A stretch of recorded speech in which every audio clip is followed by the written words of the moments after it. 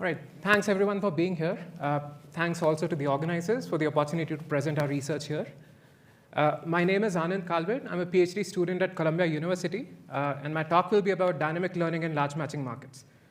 This is joint work with Professor Assaf Zeevi. So this online bipartite matching problem, it's a classical machine learning, it's a classical theoretical computer science problem dating perhaps to the early 90s. So the problem basically involves a bundle of jobs arriving sequentially in time, which must be matched upon arrival to a set of waiting agents. In this work, we consider a novel formulation of this problem where every job can be matched to every worker in the population, however, with the caveat that only noisy bandit feedback is observable for the edge that is matched. I will elucidate this further when I specify the model formally.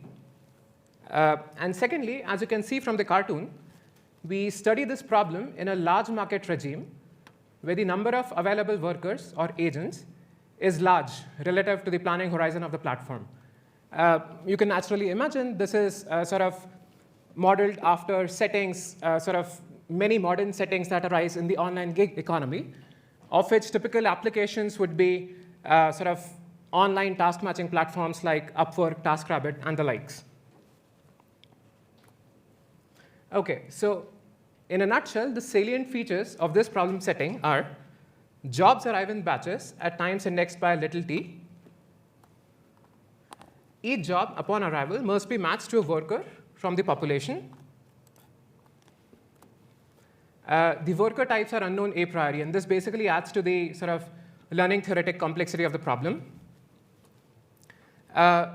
Each match executes in unit period and generates a noisy stochastic reward. This is basically sort of alluding to the noisy bandit feedback that I was referring to earlier. Now, as is the goal in sort of settings with incomplete information and imperfect learning, our objective is to maximize the cumulative reward accrued over t rounds of matching. And we will basically reduce it to a regret-based formulation, which I'll show to you in a couple of slides. And this maximization has to be done subject to this choice overload aspect, which basically means that the number of workers that you're dealing with is large relative to the planning horizon of the platform, which is capital T. OK, so let me introduce the stochastic model of the market that we study here. So on the demand side, we have a finite universe of job types. This is denoted by calligraphy J. Jobs arrive in batches of stochastic size and composition. In particular, the types and multiplicities of jobs are revealed upon arrival, and this is perfect. This is perfect information revelation. I'll use d sub j comma t to denote the number of jobs of type j that arrive at time t. And the demand vector, which is this quantity right here, is assumed to be IID in time and sampled from an unknown joint distribution denoted by d sub calligraphy j, which the decision maker has no ex ante information about. OK, now what do we have on the other side of the market? This is slightly more complex, so I'll try to go over it slowly. So with respect to each job type in the universe of possible job types, there's a set denoted by kj of possible worker types in the population. Now, each worker type in this set kj is characterized uniquely by a mean reward, which is denoted by mu sub I comma j.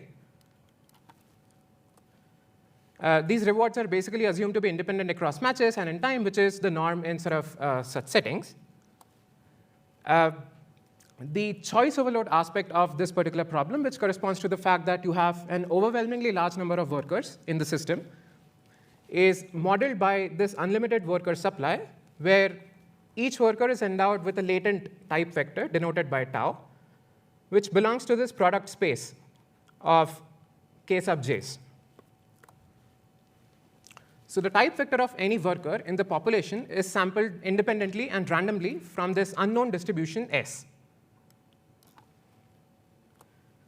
So what are the fundamental sources of complexity in this model? First of all, worker types are private. The platform does not really get to observe the type of a worker in the population. Furthermore, the platform does not even have any distribution level information pertaining to, let's say, what is the fraction of workers of a particular type available in the population at a given point of time. So there is no distribution level information available. And furthermore, there is also no statistical information pertaining to the reward distributions that are generated upon sort of worker-job matches. So, okay, so what does the platform even know in that case? We assume in this work that the platform has some reasonably accurate estimate of this vector, which is denoted by the cardinality of k sub j. So k sub j, the cardinality of this set, basically denotes the number of possible worker types in the population pertaining to a job of type j. It is not really unreasonable to make this assumption in practice, because typically matching platforms deploy pilot experiments prior to the actual matching phase in order to gather sufficient information about the underlying statistics of the population that they're dealing with. So in most cases, the platforms do have a reasonable estimate of the number of possible worker types that exist in the population. OK, I will try to drive home these points, which I just sort of showed to you on the previous slides, by means of this a toy example with 2 types on each side. So what we have is a market with 2 types on each side. The job types are indexed by 1, 2. With respect to each job type, there is a set of worker types denoted by k sub 1 and k sub 2. So you have such fragmentation of the worker population. The type vector of a randomly sampled worker from the population basically belongs to the product space of k1 cross k2. And this is sampled from an unknown distribution S, and one feasible configuration, for example, could be the uniform distribution over the grid. So each type vector basically occurs with a probability of 1 over 4. Is the model clear at this point? Great. OK. So what are we basically looking at here in terms of admissible controls? So upon arrival of a job, what can the decision maker do? So an incoming job can be matched to a worker that the platform has some a priori information about. So in particular, this corresponds to a worker that has matched before. At the same time, because there is an overwhelmingly large number of workers that the platform has access to, the decision maker can also match an incoming job to a new worker. So this is basically one without any previous match history, and whose type will be a latent vector sampled from this distribution S. Now, you can imagine, since types are private attributes of workers, and the distribution from which you are actually sampling these types, that distribution is also unknown a priori, choice between 1 and 2 is highly non-trivial. And this necessitates designing adaptive data-driven policies, which is what we will eventually do. And the natural way of coming up with the right formulation in such settings is to consider an all-information benchmark, in particular the Oracle benchmark, which prescribes upon each job arrival an optimal match for said job. OK, so what are the learning goals of the decision maker in this setting? The decision maker is basically interested in solving the following stochastic minimization problem. There's a lot of math on this particular slide, so let me sort of unpack it slowly. You have 3 summations here. The outermost summation is basically over all time indices. This is because you are interested in the cumulative metric. That is understandable. The summation in the middle is basically over jobs of all possible types that exist in the universe of job types. And the innermost summation here is with respect to the multiplicity of jobs of type j that arrive at time t. And what is the sum end of this triple summation? The first term here is the optimal mean reward that is possible, so basically which corresponds to the match that is prescribed by an all-information oracle. So this is the maximal possible mean reward that can be generated for a job of type j. And I'm subtracting from that the mean reward for the worker that was actually prescribed by my policy. So this is the instantaneous regret, and I'm just summing it over the horizon of play to get the cumulative expected regret over t rounds of matching.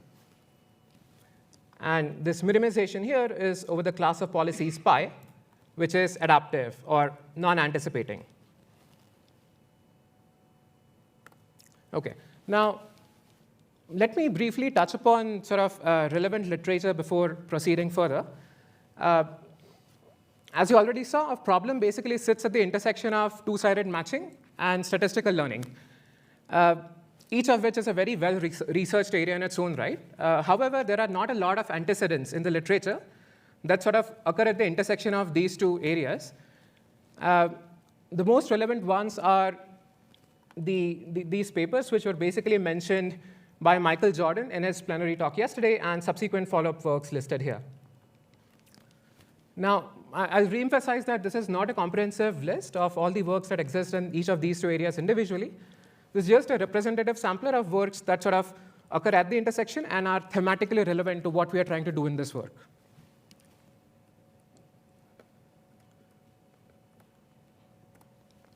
So on a high level, what we basically do in this work is we undertake a systematic study of choice overload in large markets subject to matching uncertainty, as I was alluding to previously.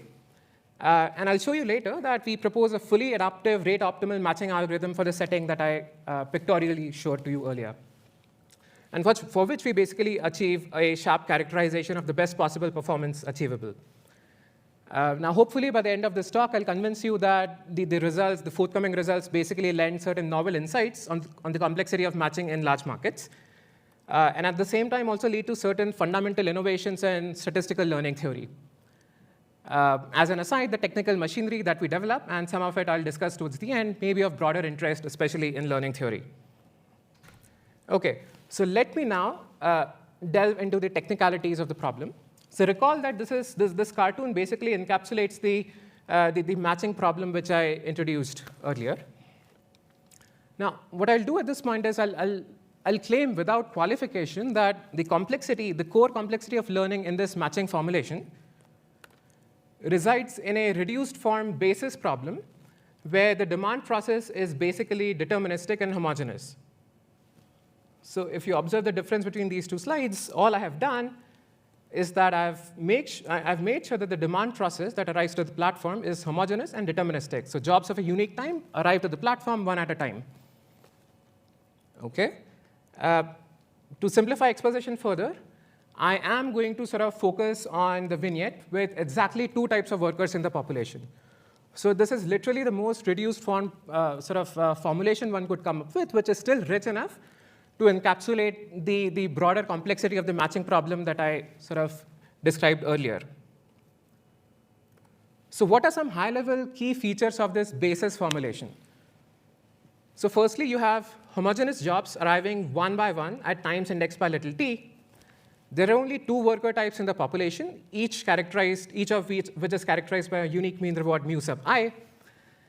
The gap parameter delta denotes the difference, positive difference between these two mean rewards, and this is basically an important driver of the statistical complexity of the regret minimization problem, which we'll see in a matter of a few slides. You have a fraction alpha of optimal workers in the population. So this, for instance, corresponds to blue workers here. What the platform or the decision maker does not know is delta alpha nt. So the decision maker neither gets to observe the label or the type of an individual worker, nor is she aware of the population level distribution of those workers, which is basically captured by alpha. She also does not have any information about the delta, which corresponds to the statistics of the reward distribution, and is also unaware of the horizon of play. So this is literally the most general setting you could possibly imagine in sort of this particular framework. So we refer to this particular problem as an instance of a countably many-armed bandit problem. Countably many-armed because you potentially have infinitely many arms over the horizon of play. Now, how does this countable armed bandit problem that I introduced previously compare with standard learning theoretic paradigms?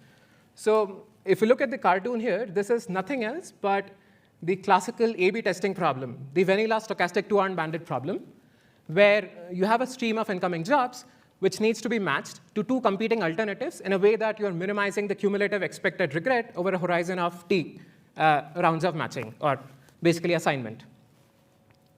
Now, you could imagine that the countable armed paradigm can be generated from the stochastic two-armed paradigm by replicating each of the two competing alternatives infinitely many times under an arbitrary relative scaling. Right? And this relative scaling is basically captured by the parameter alpha here. All right, so one could naturally claim that, hey, because this problem appears intuitively to be a generalization of the stochastic two-arm bandit problem, the best achievable performance in this setting also should likely be so the problem naturally should be more difficult compared to its finite arm counterparts. That is indeed the case.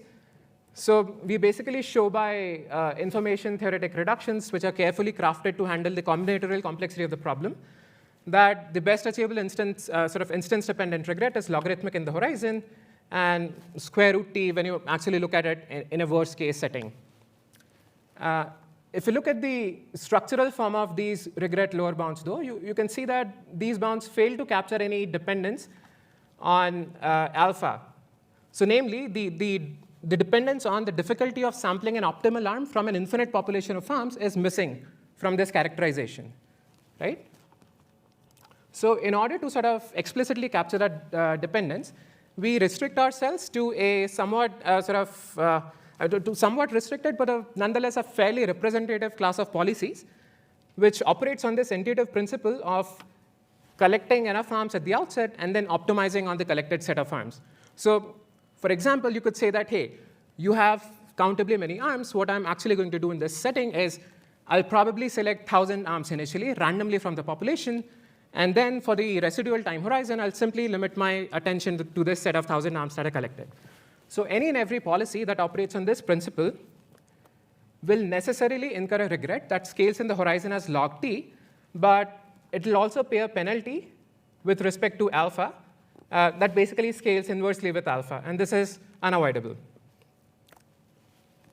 Now, this is sort of a novel proof in the sense that most of the traditional literature in multi-arm bandit theory relies on standard sort of information theoretic reductions or change of measure techniques to basically derive these lower bounds. In contrast, the lower bound that I'm stating here, it relies exclusively on some ideas from convex analysis. And if anyone's interested, I'll be happy to discuss those things offline. OK, so that was so far as the lower bounds and achievable performance were concerned.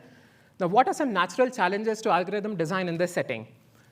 So like I said previously, absent information on alpha, which captures the proportion of optimal workers in the population, quantifying enough is challenging. So what I actually mean by that is if you collect a set of arms initially, it is possible with positive probability that the set of arms that you collected, it does not have any optimal arm, right? So any algorithm that you deploy on such a consideration set of arms will necessarily incur linear regret, which is actually a very catastrophic scenario. So this basically necessitates sampling new arms from the population in an adaptive manner, as opposed to just sampling them upfront and then deploying a bandit subroutine on that particular collection. The natural question that arises then is you do not have any information about the distribution of worker types. You cannot observe the type of a worker that you are sampling from the population, but you have access to this number k, which captures the number of distinct populations that exist in the supply of workers. So can knowledge of k be leveraged to achieve near optimality, to achieve near optimal performance in this particular setting by some clever way, perhaps? The answer to that is yes. What I'll show you on the next slide is an approach which leverages this optimism in the face of uncertainty principle using certain adaptive resampling techniques. All right, so this is a simple algorithm for the case of two arm types in the population. I just want to sort of remark at this point that I'll be using arms and workers synonymously this sort of going forward. So the algorithm I'm going to describe is called CAB UCB. CAB because countable aren't banded, and UCB because it'll basically use an instantiation of UCB as a subroutine, which you'll see shortly. So what this algorithm basically does is, at the start of every new epoch, it resets the clock to 0. and it queries 2 arms from the population. Now, you might ask, why 2 arms? So collecting 2 arms suffices because the decision maker knows that there are only 2 types of arms in the population, so limiting yourself to consideration sets of size exactly 2 is sufficient. So you do that. You play each of these 2 arms once, which is standard. The minimum per arm sample count here is denoted by m, so m is 1 at this point. Then, for all times going forward, what I'm going to do is I'm going to compute the value of this statistic, which is nothing but the difference of cumulative rewards accrued across the 2 arms, right? And I'm basically adding a 0 mean Gaussian perturbation to this statistic. That is just for stability reasons. For the purpose of this talk, you can simply choose to ignore this Gaussian noise term. What I'm doing is, if the value of this statistic is less than a certain threshold, that is a function of the minimum sample count, then I'm permanently discarding the consideration set and reinitializing the algorithm. Now, why this funky business, you might ask? So the logic here, or the reasoning here, is that let's say you have 2 statistically identical arms with mean rewards, let's say half and half each. What will happen in that case is the cumulative difference of reward process, this here, this is basically a 0 mean process whose envelope would be governed by square root m log m. And that is basically owing to the law of the iterated logarithm. So in the event that this statistic evaluates to a number which is smaller than this threshold, it is highly likely that the arms belong to identical types. In that case, what you do is you simply discard the consideration set of arms, and you reinitialize the algorithm. In the other event, that you find that the arms are sort of empirically sufficiently separated from each other, you simply play the UCB algorithm on that particular consideration set. And that's basically the algorithm. Now, one can actually show that this sort of nested UCB subroutine incurs a logarithmic regret on the horizon with an additional scaling with respect to delta, which is captured by the beta delta parameter. Now, for folks who are familiar with the standard multi-arm bandit literature, they might say that the log t over delta scaling is very standard to classical stochastic multi-arm bandit problem. Why do you have this additional beta sub delta scaling sort of outside the logarithmic term? The explanation for that sort of resides in the fact that you now actually have a countably many-armed stochastic bandit formulation as opposed to a finitely many-armed formulation. So this is not an artifact of the analysis, but in fact captures the complexity which is attributable to a countable set of arms vis-a-vis a finite set of arms.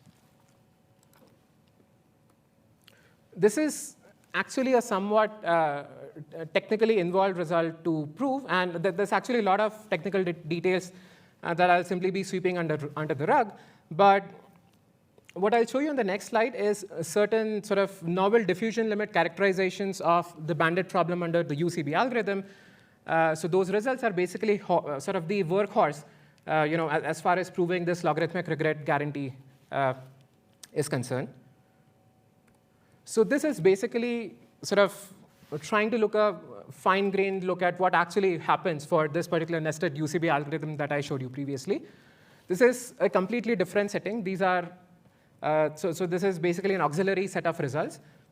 What you have here is a classical 2-armed bandit problem where the mean rewards of the 2 arms are approximately equal, right? So you could imagine that I have 2 arms with, let's say, statistically identical populations. I'm sampling from Gaussian half and Gaussian half. So this basically would be one instance of such a setting.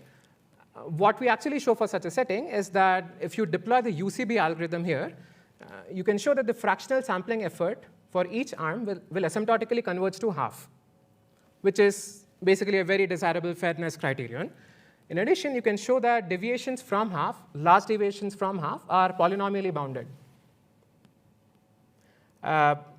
You can also sort of go a step further and come up with a full-scale diffusion level characterization of the problem.